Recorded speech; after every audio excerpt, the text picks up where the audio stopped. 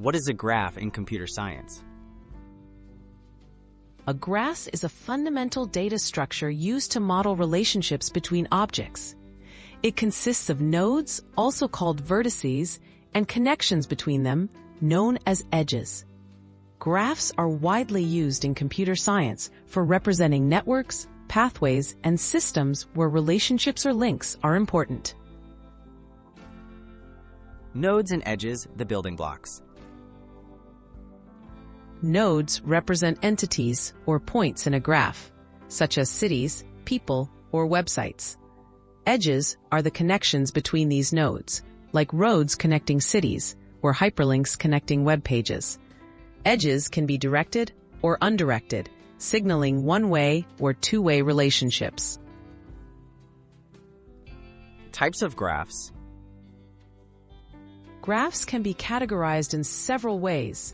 A directed graph has edges with a direction, indicating a one-way relationship.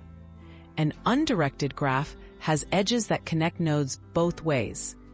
Graphs can also be weighted, where each edge holds a value, or unweighted, where all connections are equal.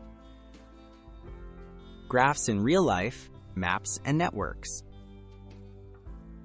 Graphs are used in many real-world applications.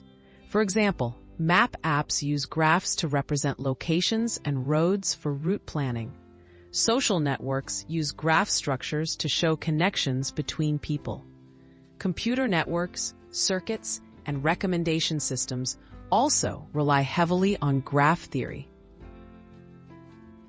Common algorithms using graphs. Many algorithms work with graphs to solve practical problems. Examples include finding the shortest path between locations, Dijkstra's algorithm, detecting cycles, or searching through connections using breadth-first or depth-first search. These tools help computers make sense of complex relationships efficiently.